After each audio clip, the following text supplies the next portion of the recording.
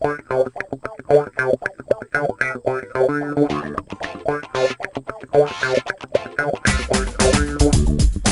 folks, and welcome to this. I don't know what this is. It's something. Today, on this, Fred and I are going to interview budding zoologist. Are you going into zoology, Jay? Most likely, yeah. Budding zoologist Jay Cooney, who we've had on the show before. Had a great show.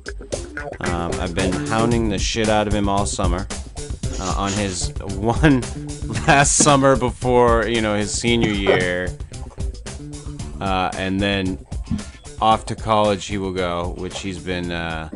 I've been reading your posts about your trials and tribulations of looking into going to college, and I told you before the show, I don't envy you at all. It's a shit process. Yeah. So, and Fred, of course, the official artist of the show. Yeah, I was homeschooled by Obi-Wan Kenobi, so I don't have to worry about that college. Fred I'm joking. He uses the Force. Fred has never lifted a pencil in his life. When you see those time lapse, it's all done with mirrors.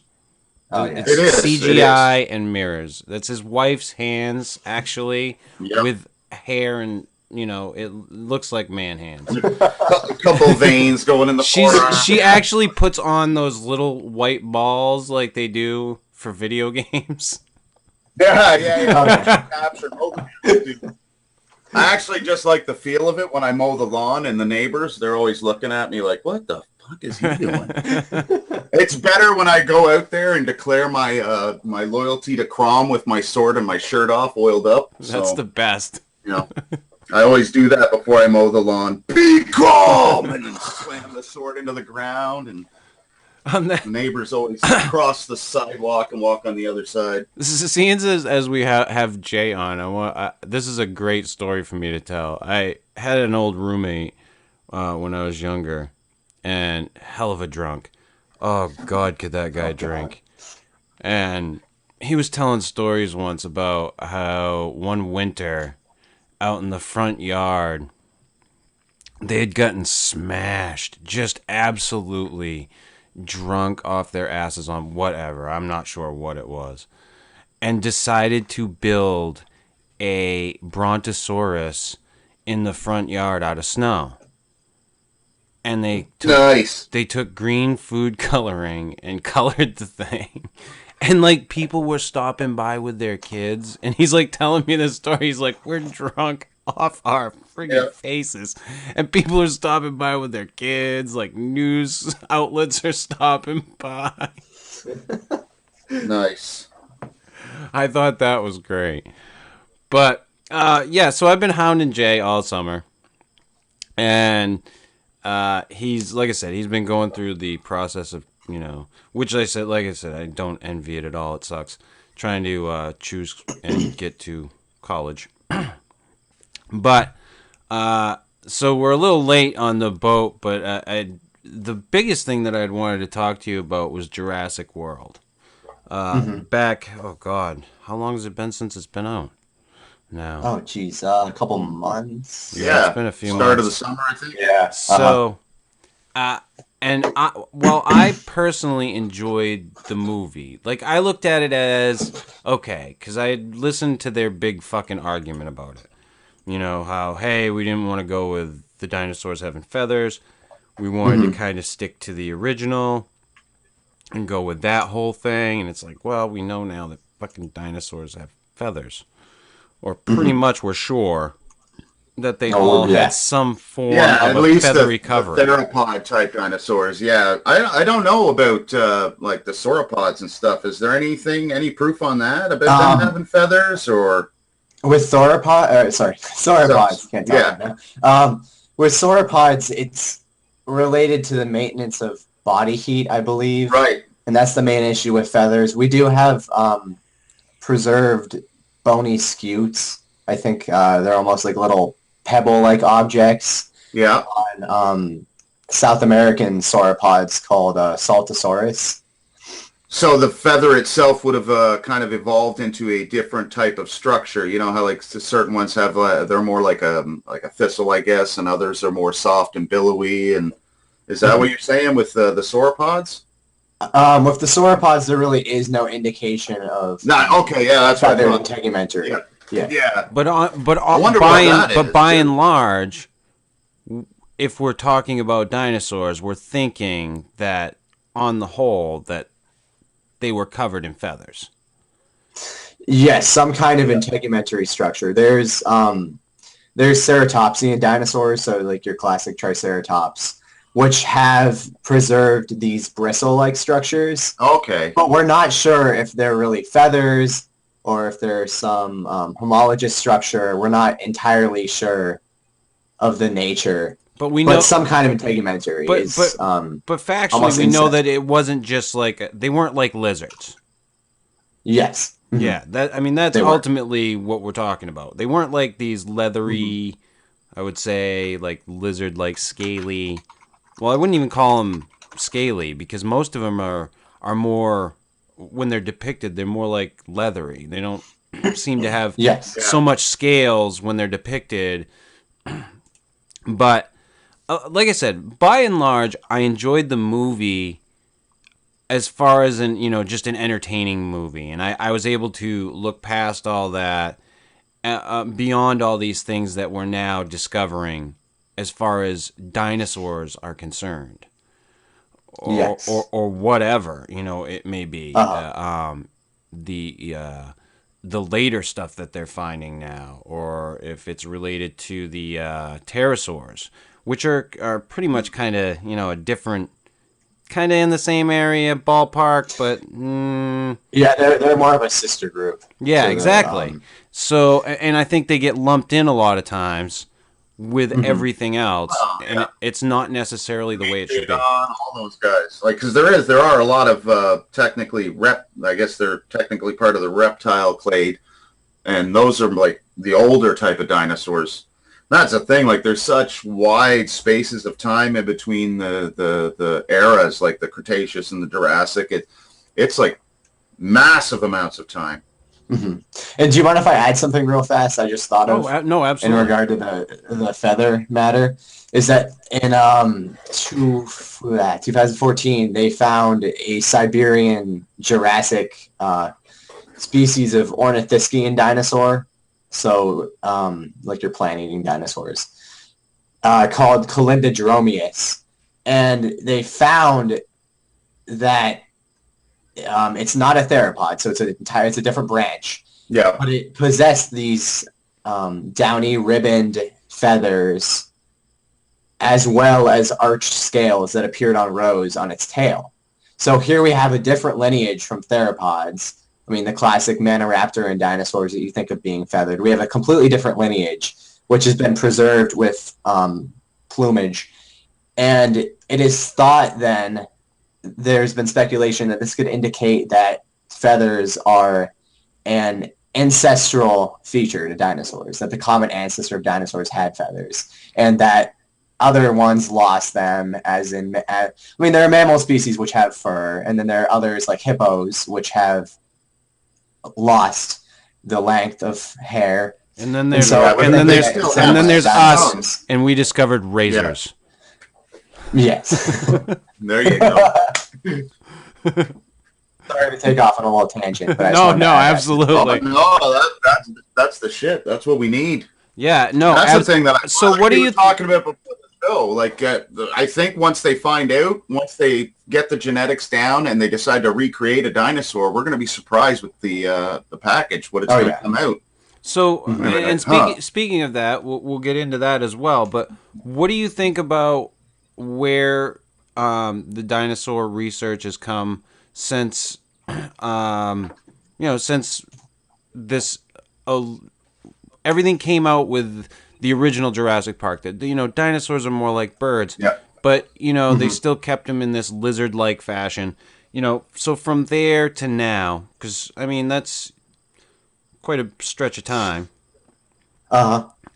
how do you feel about where the research is now? Well, it's really an interesting sort of historical science narrative that the views on the appearance of dinosaurs have really changed over the years. With Jurassic Park, it really introduced this idea of dinosaurs being active, possibly warmer-blooded or hot-blooded animals, which they weren't being sluggish in the water or dragging tails. They were active, hot-blooded animals. And this really came as a part of a sort of dinosaur revolution, per se, which started off with the work of people like Robert Bakker and Greg Paul, who started reconstructing dinosaurs as, again, these hot-blooded, fast-moving animals. Now, more recently, there's another revolution that's trying to look at reconstructing dinosaurs as more of natural animals, rather than the classic idea of them being constantly fighting in these ancient landscapes. We're trying to look at dinosaurs as being the natural animals that do both spectacular and boring things that modern animals do. Like, for instance, T-Rexes would have slept for most of their days. I mean, you can see lions. Oh yeah, absolutely. Look at how little, like, a lot of your top predators, have to do anything. Mm-hmm. And it's all, they're trying to get their food source as easily as possible, so they wouldn't necessarily be attacking large animals constantly. And they're also trying to conserve energy. I mean, like that. It's they present it as a life and death struggle, but I think you're right. It would be more of like an everyday thing for the dinosaur, and that's fascinating. I'd like to know like everything, like like how they go about. We know a fair bit about their locomotion, but I mean, it's just like how they slept, how they get up. I mean, we can speculate and theorize, but we all know T-Rex can't scratch its own nuts because it's got like small things. Obviously, it doesn't need them. But dude, I've got fucking parakeets. They sleep standing up. Yeah, that's crazy. Did dinosaurs sleep standing up? Did they lay down? Yeah. And that's where it gets really interesting. Is this opening this new window for research? It's not just looking at like, how did they act on a daily basis? We're looking at the different intricacies of their behavior, and it could have been really crazy too. You that you don't want to speculate too wildly, but to the idea of what they want to do to create dinosaurs now, because it's not this idea of trying to find dinosaur DNA anymore. They've abandoned that idea. Or that's a closed door. Mm-hmm. Yeah. Now there have been findings of red blood cells or other organic material that has been preserved. It's not. I mean, if you go into that, you're going to get creationist arguments like how did it preserve over millions of years? But it wasn't intact. It was just the residual preservation. Right. Yeah. Right. But people that don't understand the exact words are using them in a way to defend an argument that supports their theories, opposed to. Yes. Mm-hmm. But now, and that's what I just want to know.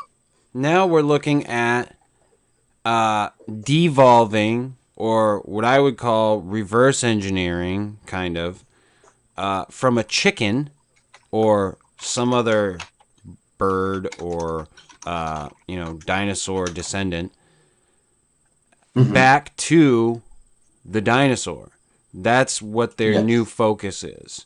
And we were talking about this before the show, isn't really a dinosaur. Mm-hmm. You're going to get this proto-chicken thing by whatever they do. Turn on, turn off genes. What are we going to get there? That's the question on the table. Mm-hmm. And I mean, the one thing I want to point out is that this isn't exactly, paleontology as a field it's not like this is the main direction. It's not like this is the newest holistic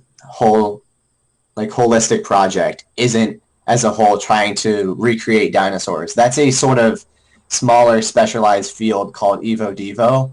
And there are paleontologists that really object to the idea of this process greatly too. So it's not like it's Right. It's not like it's widespread. widely accepted. It's not like everybody's like, yeah.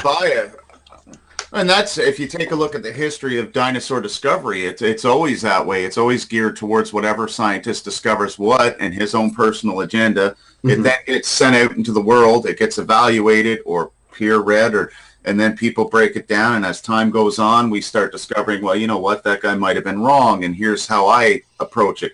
And then 25 years down the road, that's what I mean. Like, I don't, even if we do end up with an actual physical representation of a dinosaur that we've gotten from, you know, like through a chicken and altering the DNA, whatever you want to call it, it's still not going to be exactly like, because at least from my point of view, again, I don't know. I mean, like the wonders of modern science, maybe they can pull it off.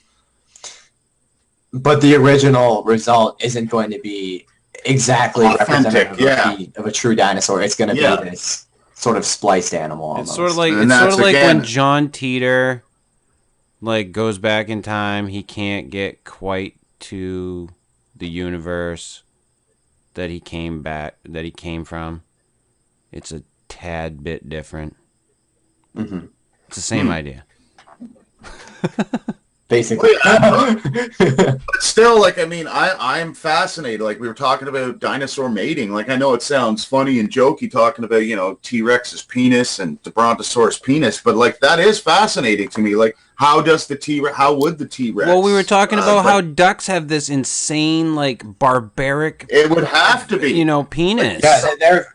And it's like a corkscrew. Yeah, it's sort of a almost sexual arms race of sorts. Yeah.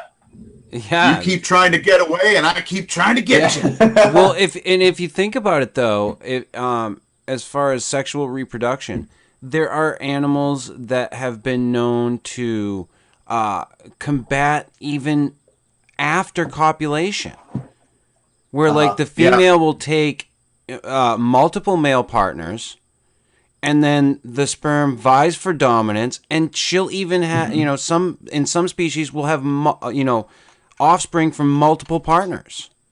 Yeah, or like with certain kind of underwater animals with sperm packets and stuff. Maybe the dinosaurs collect the sperm and then choose when to, I don't know, impregnate themselves. I just want to know if they slept standing up and if we could teach them to say hello. Well, I want to know if T-Rex does some sort of modified doggy style, or he slides up behind her when they're on the ground, and, you know... And then what about mating rituals? Like, can you imagine T-Rex doing a nice dance for his ladies? Like that, you know, who knows what kind of stuff. He's got some feathers going on. And there was actually a documentary called T-Rex Sex that was entirely devoted to that. I've never watched it myself. Okay, well, it's on my list already. T-Rex Sex. That was in that room behind the curtain. Nice. All right. It was actually people in furry outfits. Yeah, exactly. God, no. How do you tell the male T-Rex from the female T-Rex? You got to look for the G-string. That's right. But so, you know, if we do go down that road, though, as like we were saying, it's not going to wind up being anything close to what we're looking to see. Scientists are still going to have their argument. Yeah, it's still debated. Yeah, it's still going to be a lifelong debate. But something that I posted probably, I think it was last week, Jay, which I thought was pretty interesting and kind of goes down a road you and I were talking about earlier this year. And I'm not sure if you've ever heard of this, the Mishipishu? I think it's called the Mishipishu. Is that a Pokemon? Yeah, it's a fucking Pokemon. You get the card and you power up. I don't fucking know. No, what is it? I believe it's a Canadian cryptid. It's the water panther. The water panther, right? Yeah. Yes. And this went into that whole thing. You had sent me this National Geographic documentary on water tigers or something to that effect.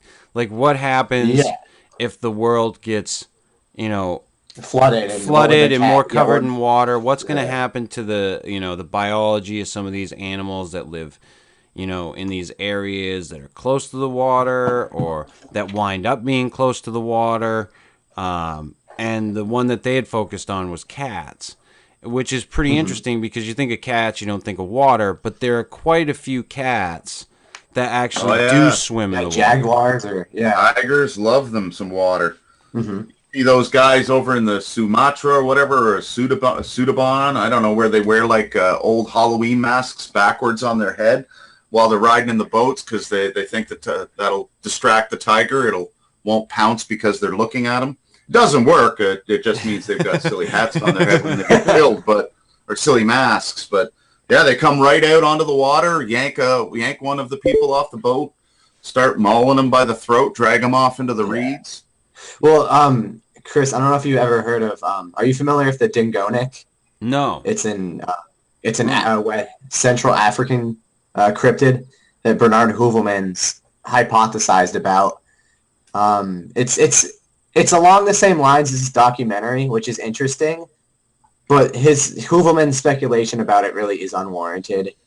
He basically speculated that, well, there are these reports of a large-bodied, it's sort of got like a cat-like face, and it has these big white tusks that curve downwards, and it's reported in tropical African rivers and lakes.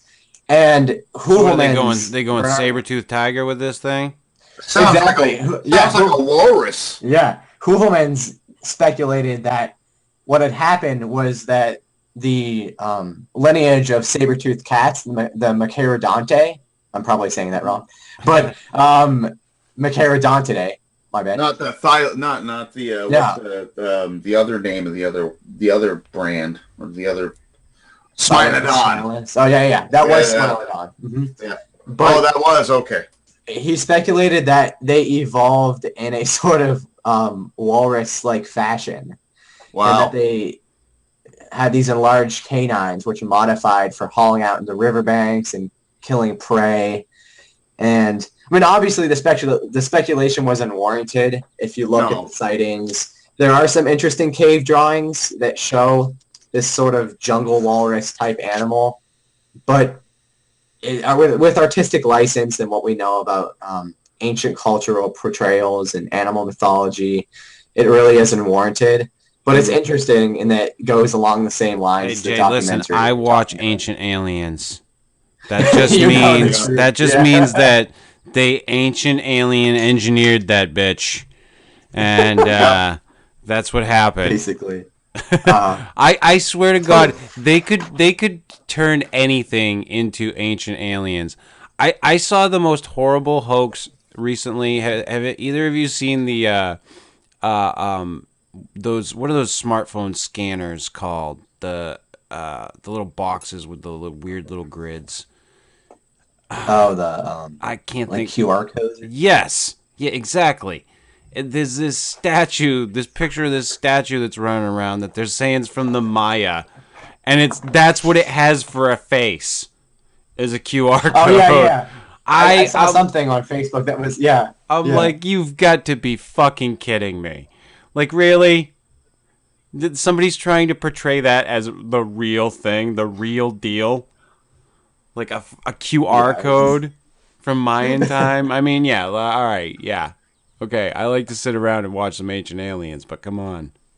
Yeah, they're stretching. The more that guy's hair goes wilder, the more the show seems to be tripping. It's great.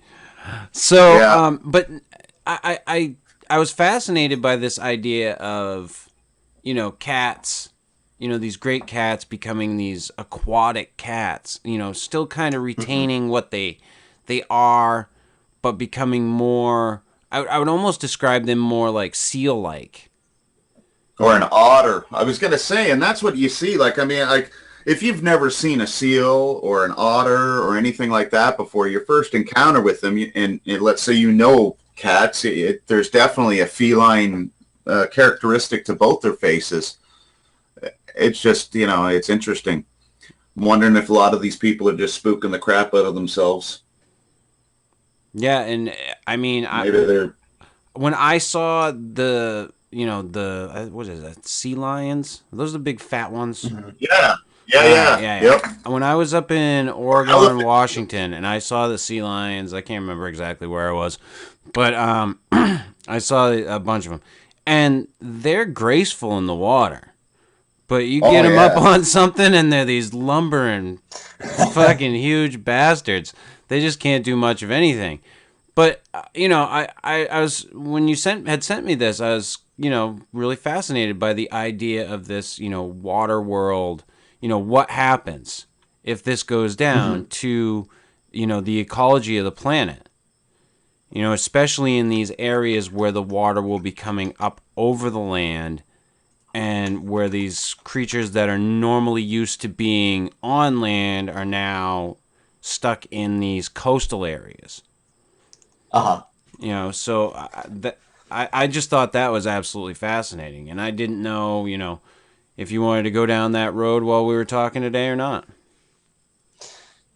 I mean, it's with this kind of speculation, you have to put obviously a lot of thought into it, and looking at different lineages and where they're seem to be evolving in the natural, in modern day.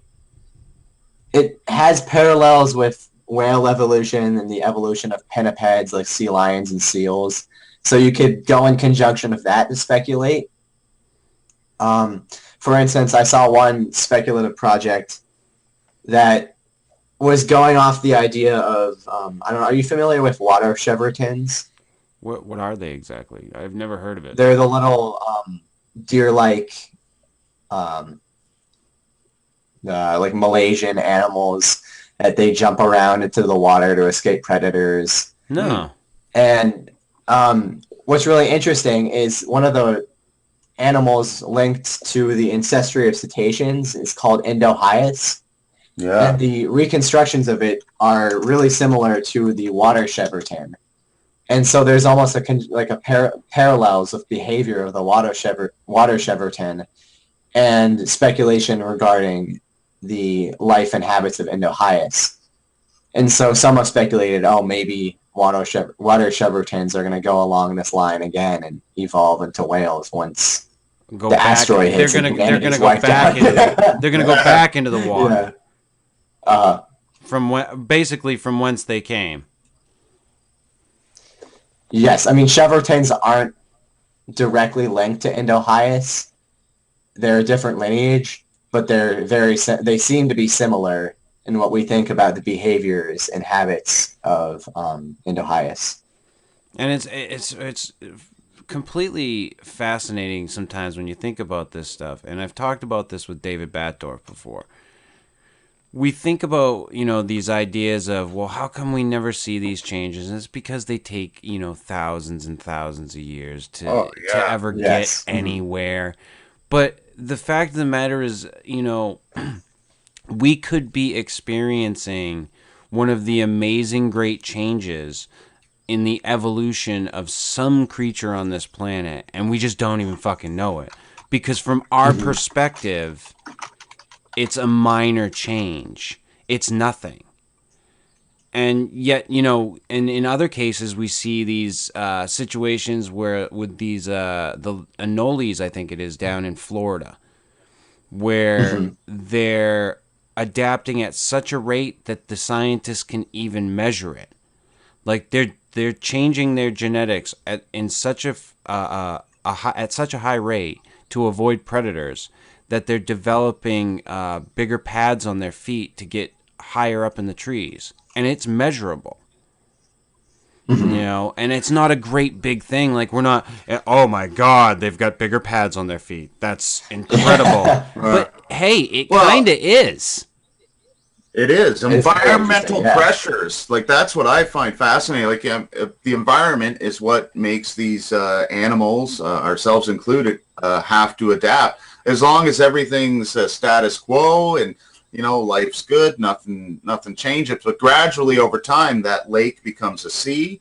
The animals that were initially, I guess, like you were saying with those ones, trying to get away from predators, they go into the water. Over time, some of their descendants find out that the water is a good food source, but others stay up on land. And yeah, so are seals going to turn into some type of whale eventually? Like, is that what's going to happen? And what do whales turn into? People? Do they come out on land? Yeah, maybe that's it. I don't know. It's Blackfish all over again. We come back and everyone looks like Alfred Hitchcock, only like... I'll tell you, cetaceans are pretty fucking intelligent. They're fascinating, yeah. And I'm terrified when of the water. When I read that story about how... I can't remember which it is, whether dolphins can learn orca or orca can learn dolphin. I can't remember which it is. But when I had read that story, I was fascinated. I'm like, they can learn a different language. Like that's like a cultural thing. Like we have kids go off as foreign exchange students to do this shit. Yeah. Mm-hmm. You know, but they're doing it naturally. They're doing it, naturally. And that those sort of things are fascinating. But like I said, I believe there were captive individuals that were doing that. What's that? I'm pretty sure it was captive individuals that were doing that. Oh. So, I mean, not exactly naturally, but I guess, yeah. Still, in a sense, yeah. But they were, I mean, they were doing it on their own. Mm-hmm, exactly. Know? And I'm pretty sure that's an environmental stressor, like an environmental pressure, like their external world is being changed, you know? Uh-huh. Yeah, and that will happen. And that did we talk about the Blackfish documentary the last time I had you on, Jay? We did, and I don't remember if I watched it at that point or not, but I've since watched it like 3 times. So what'd you think? I try to stay as objective as possible, but the fact remains that orcas really have a social complex which is very it's very well developed, and even down to the territorial means. They just, having them in captivity just doesn't seem ethical. It doesn't make sense to me. And another point is that some of these populations of orcas that they were plucking individuals out of, we've been finding through genetic studies that certain populations of orcas are distinct, like distinct races. Mm-hmm. So we're throwing these orcas that have been evolving for thousands of years separately together in captivity, and that doesn't sound like the best idea. Yeah, imagine like. Well, and I saw a post made by Joe Rogan the other day, and it was showing the SeaWorld parking lot, and it's this massive, massive SeaWorld parking lot. It's just huge, taking up acres, and then in a little green, somebody had drawn with a marker, a little green dot, and this is where all the animals live their entire life in this tiny. And that's because, like, an animal like that, like, I mean, the oceans are massive. That would drive me crazy. That'd be like taking a human being and putting them in a phone booth and saying, "Best of luck, do a dance." Yeah, and I mean, I for one, I support zoos and wildlife parks, and so someone could call me a hypocrite for that and criticizing SeaWorld. But at the same time, orcas really, they require better stimulatory needs, and again, like the environment that SeaWorld puts them in, it doesn't recreate the territorial needs. Yes, yeah. And I also have concerns that it's far too entertainment-based. Yeah. If it was more educating about conservation and, oh, look at these animals, they're so intelligent, we got to conserve them, which I'm sure they do their best with that. But it's also very inclined towards entertainment. Yeah, and that is kind of disgusting. You know, Mommy, why didn't the dolphin flip this time? And, I don't know, honey. Maybe, and we're all trying to make these animals do things. No, not all of us, but, I mean, we are part of that human race. It's tough. I agree. I like the idea of more, like, the zoo concept being more natural, giving those animals chances to exist in an environment as close to their natural one as possible. Mm-hmm. It'd be interesting to see, like, if we do this for 100,000 years, what those type of animals will be like. Maybe that's the impetus that the killer whales need to evolve the mentality to take over the world and kill us all off. They come out of the freaking tanks. It's over. I'm sick of doing this. So and I don't naturally flip. And I totally get what you're saying, Jay. Like that you support zoos.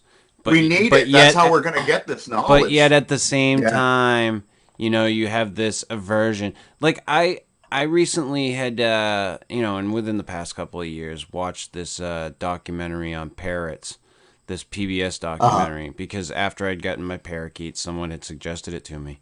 And, now that I own them, or whatever you want to call having a pet, I live You in cohabitate. Yeah, I cohabitate. I live in conjunction with them. And I kind of don't think that I should, but at the same time, they're already a domesticated animal. How well would they do if they were just let go? Sort of thing. They're probably better off in my care than somewhere else at this point. But Yeah. when you look at zoos, I can't help but think, all right, if we're gonna do it, let's do it better. Let's not. I see these. I'll go to. There's an animal farm. What they call an animal farm. It's called Gray Animal Farm, not far from the house. We took the kids there a few years ago, and they have an eagle in an enclosure, and the enclosure is like maybe the size of this room that I'm in right now, which is maybe 10 by 20.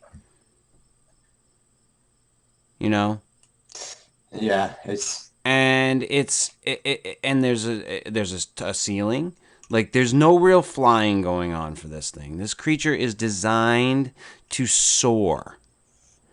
And we put him in these little tiny fucking cages. And that's another thing. And I think birds are another one of those creatures that they're highly intelligent. They're extremely intelligent and they're extremely social.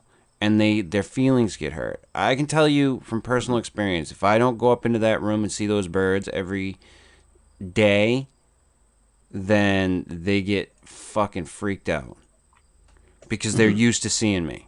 And whether or not they want to see me or not, they're used to it.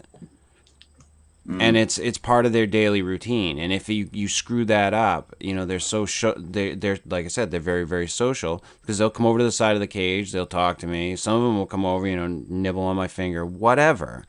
It's that interaction. And I find that while at one end of the spectrum, I want to be able to go to these places and see these animals, but I can't help but think, shouldn't we be doing it where they have more fucking room? Oh, but then, well, maybe we won't see the animal because there's too much room. That shit. exactly. One of my main concerns is that people are just going through zoos as another form of stupid entertainment. They're just going, oh, cool, an animal, walk by, not thinking. I mean, I maybe I'm expecting too much of people. I probably am, but I think we need to push more for people to understand we're sharing our world with these animals, and Yeah. we need to better conservation. Well, there needs to be more education. Yeah. Definitely in those environments. Like, I mean, a lot of times you'll go and you'll learn about the tiger, you'll learn about the bear, but you don't really learn about their habitat and the wonders that go into it and how each are completely different. And how one survives in this way. And for me, maybe we are the exception. Like, I would find that fascinating. I would love to take my kids to that when they were younger, or my grandson, and experience that educational part. But I'm sure there's a lot of parents that are just looking for 2 hours to keep their kid distracted so they don't fucking kill them. I'm afraid we really are the exception. It comes down to the whole idea of the freak show. Back in the day, you had the freak show, and that was, your form of let's go see the freak show. Well, so you can't do that anymore, or you can't do it as much. You got to do it on the down low, because that's not cool. Yeah. It's not cool to look at people who have, what about deformities. the technical freaks? I mean, like they went from having an economic standing, like they could earn a living. Sure, it was a degrading one, I guess, but. I mean, now the only resource is social disability, I guess. There's no... But you can't really do that anymore unless you're doing, like, reality TV. So now you've got your exotic animals. That's the thing that you can go and see. You go see the exotic animals. You go to SeaWorld. You get to see the killer whales. You get to see the dolphins. You get to pet the dolphins. You get to see the stingrays. You go over to friggin' Busch Gardens, you get to see all the animals there. You go to the Animal Kingdom at, Disney. They've got every Yeah. place has it, and everywhere's got their little zoo or their little animal farm or whatever. You're gonna have them. We're not gonna get away from them. That's for damn sure. Yeah, people love animals. But my question is there a way that we can do it that's more ethical for the animals and, that makes more sense? But the last thing that I kind of wanted to get into with you today, Jay, was because you're a hunter. This idea of big game hunting in Africa. Oh no. Oh boy. And there's one more thing I want to bring up. And there's one more thing I want to bring up before we get done, just to make you a little uncomfortable. Alright. But the big game hunting in Africa. Go. Okay. I was trying to look for my Facebook real fast because I have some great stuff I wrote on Facebook, but of course I'm struggling to put that into words. As a hunter, the way I've been raised with this is that, in my personal inclinations, is that I go in trying to enjoy nature, take in nature, and to enjoy. There's been times when my dad and I are sitting there and a fawn comes up, and that in itself is better to me than even the moments where I get to take a shot at an animal. It's just awesome to be able to sit out in nature and be able to become a part of it and observe the natural world. Yeah, now, I see them all the time, and they're graceful creatures. They can be annoying sometimes. But I have 3 fawns that just came through just the other day.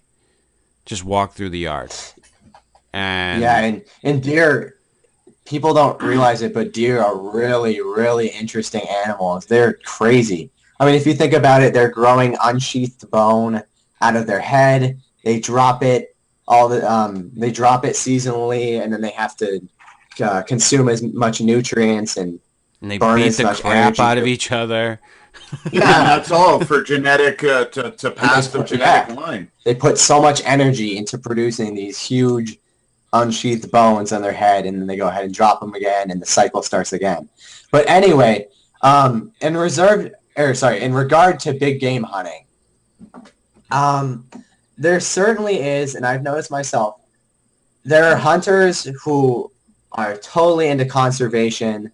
They are naturalists or amateur naturalists, and they have a great appreciation for the outdoors, and they're doing all of this, and they're putting so much money into conservation. And then there are people that want a bear rug or a lion head, or they can just look at this dead animal and feel proud of themselves. You can't really class these two types of people together as hunters. No, it's 2 different worlds. Yeah, exactly. Like the trophy hunters, like for me, like growing up in Canada, when I think hunting, I think of acquiring meat. Exactly. That's it's also you want to get the rack, you want to go out and experiment. Oh, for sure, yeah. Hunting is.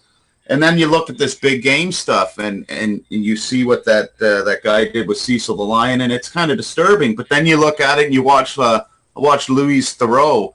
He does documentaries, an English guy, and he had a show where he went over in Africa and it showed how this hunting is actually providing a real legitimate way for people to earn a living in Africa. And it's sad that, some of these animals are getting killed, and it's a whole different world. They're not doing it to procure meat. They're going to kill what some people would call a beautiful animal. I'm sure the African people would be like, fuck it, kill those lions. Those bastards are fucking everything up.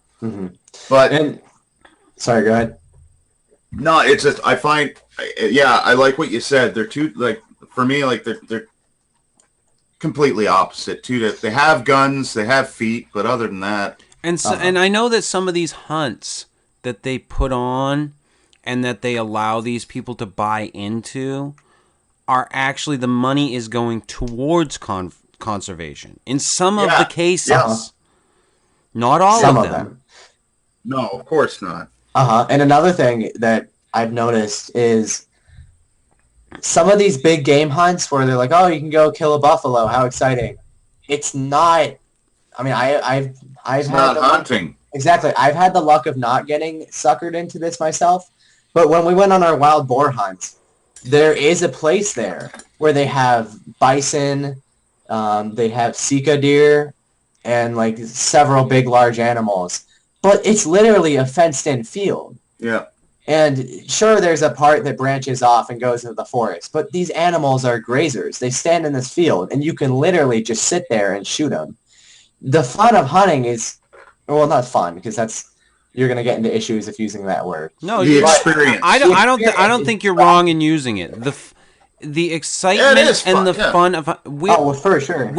And the learning experience. Joe Rogan talked about something that I've found fascinating a long time ago, and that is if you a scientific study about how we wake up and what gets us going, and drum beats are one of the sure fastest way to get you going in the morning. And the reason being is because on an instinctual level, we still get excited at the sound or the thought of the herd running. Yeah, exactly. I've always said that I don't think of hunting so much as a like modern day pastime for fun. I think of it as a continuation of a cultural practice that's been going on for thousands of years. It's almost like a spiritual connection. Still. Yeah. Exactly. Yeah, I mean, but that's the thing. Like, no, you're almost like connecting with, and it sounds kind of hokey and whatever you want to call it, if you want to go woo. But it goes down that road of, you kind of feel like you're connecting with, your ancestors. You're out there, you're doing it. Well, and it's the best. It really is the best. Unless you're gonna go on a big field expedition, it's the best modern day way to connect with the natural world and immerse yourself in it again. And that's the thing too. Like you were saying too, Jay. Like, I mean, if you and your collective group went out to go hunt and you did not kill an animal, you don't consider that a failure. You know what I mean? Still got out there. Yeah. Whereas people are spending $50,000 to $100,000 to go shoot a penned-in animal in Africa, and like, guaranteed. I don't have time for this. I'm a busy dentist. I got a drill shit to do. Okay, I need to get out there, shoot that fucking lion, and go. Yeah. I want to be on the plane ride home as the lion is. Can you make sure he's eating something so he ain't moving too fast? Yeah. Put some tranquilizers in place. Give him these pellets. All right, so and I kind of want to wrap things up, but I did kind of want to put you under the hot iron, so to speak. And ask you your thoughts on the recent announcement from the Matthew Johnson camp. Oh, I knew this was coming. because gentlemen, because. Hey, I love you. You're an awesome, handsome, good squatcher. You're like number one in the world. Good Lord. Oh my goodness. All right, now I did a show on this whole thing, the Bigfoot portals. Which in my personal opinion, if you've found interdimensional portals, you have more than likely come across the most amazing scientific discovery ever. Mm-hmm. You guys haven't figured it out yet. It's a metaphor for getting laid in the woods. Oh, all right. It is. Like, I mean, I've seen all the artistic descriptions, and I'm not trying to be crass or rude, but they look like a vagina opening up in the woods, and it's, they go out there, and some of them are scared, and they can't go. Others step back and just watch. They're a bunch of furry-wearing freaks. That is incredible. Maybe that'll get me some hate. I did want to get Jay's thoughts on the whole I'm interested, portals. so I'm going to shut up. So Matthew Johnson actually did post on my wall. He posted the link, and I looked at it. And I'm like, do I respond? No. For me, I I've sort of moved away from the Bigfoot field. Mm-hmm. To go on a little tangent, back in like 2005 or whatever, there was a growing acknowledgement among primatologists, anthropologists, the like, that there might be something interesting going on with the Bigfoot phenomena. Mm-hmm. And I don't want to, I mean, I know you guys might be proponents, so I don't want to get any, like... You can go. Yeah. I'm good. But from my perspective, that time has really died. We've Yeah. looked at the Skookum cast. We've looked at the DNA, the claims of DNA, which, oh, yeah, we found hair and scat, but it's still not in peer-reviewed literature, but it's there. And just, primatologists and physical anthropologists have given it a chance. But it's still nothing. There's still nothing there. And so Yeah. I think we've moved out of that period where the Bigfoot Renaissance, if you will, where scientists have looked at it and given it its fair chance. Now it doesn't seem so promising. And it seems that I'm starting personally, and many people who were even previous proponents are starting to look at the matter as a cultural continuation of the old universal wild man archetype, the idea that we are connected to the natural world, natural spirits in some form. So looking at this as a cultural archetype rather than some kind of flesh and blood. Oh, I've said for a long time now that if somebody wants to write an amazing paper on the psychology of man, just start fucking looking at Bigfoot, with Bigfoot groups. Exactly. Check out some of our Facebook posts. That's what I would say. Yeah. It is absolutely incredible what you will see go on and the amount of infighting that goes on. And, you know, you're right. I mean, I'm right. You're wrong. No, I'm right. You're wrong.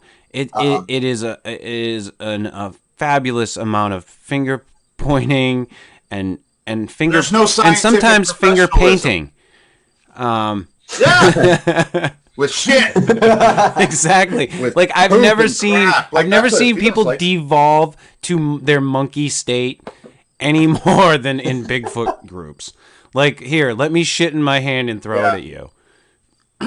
Yeah. But really, it is this desire. I mean, even there, it's obvious. It's a desire to, not to try to simplify everything, but it's almost a desire to have that natural connection. Oh yeah, it'll die down and it'll come back. It'll die down. It'll come back.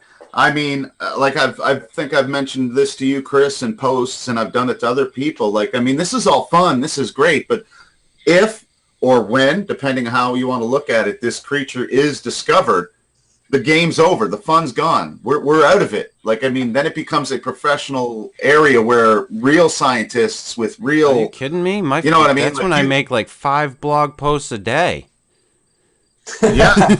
Hey, but no, but like, I mean, you know, it's tough because here's the thing. Like, if Group A says Bigfoot is a portal type creature with mystical powers, and Group B says no, he's a flesh and blood creature that we just don't understand right now, they then start attacking each other and their ideas. And then when that doesn't work, or they get enough rise out of that, they start attacking the individuals in the group. And then the group who's being attacked, they start attacking each other because they start thinking, hey, whoa, what the hell's going on here? And it's a farce. It's a circus. It's fun to watch sometimes, but I'm still going to draw Bigfoot. And you should. I'm still going to speculate what his dick looks like and all that kind of stuff. Maybe he has a corkscrew penis. So that's what's happening. So, nobody wants to talk about it. To kind of wrap things up, and I you know, this time we didn't kind of go down any of the sea monster roads, but we kind of did the last time, which is cool because we up here in Canada we got lots of them. Yeah, well, yeah, you guys are weird anyway. You've got Gordon Lightfoot and Anne Murray and hockey. Yeah, well, a lot of head injuries, I think, is the reason. Yeah, not caused by the hockey; it's caused by Anne Murray. Rob Ford. That's all I gotta say when it comes to your country. He was awesome. He was. He was a great for his little great individual. His 15 minutes of fame. But we Yep. we didn't get to go down the lake monsters or sea monster road, which I definitely love to talk about with you, Jay. But Uh-huh. I don't want to ramble on too much more.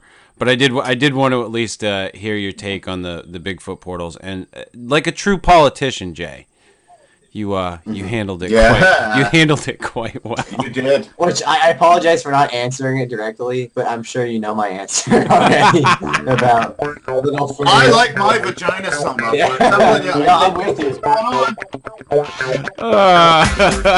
on. This has been this. I'll come up with a name for it. I don't know what it is. It's the Fortean slip something. This. Thanks to Jay for joining us again. Hopefully I can Thank catch you, him. guys. His schedule is quite crazy. I do at some point in time want to get him together with Mr. David Batdorf. As always, It'll be fantastic. check out Dred Funn at youtube.com/Dred Funn and at dredfunn.com. I draw pictures. Yeah, he likes turtles too. Right. Yep. Female ninja turtles. Yeah, that's my son-in-law's one. Yeah.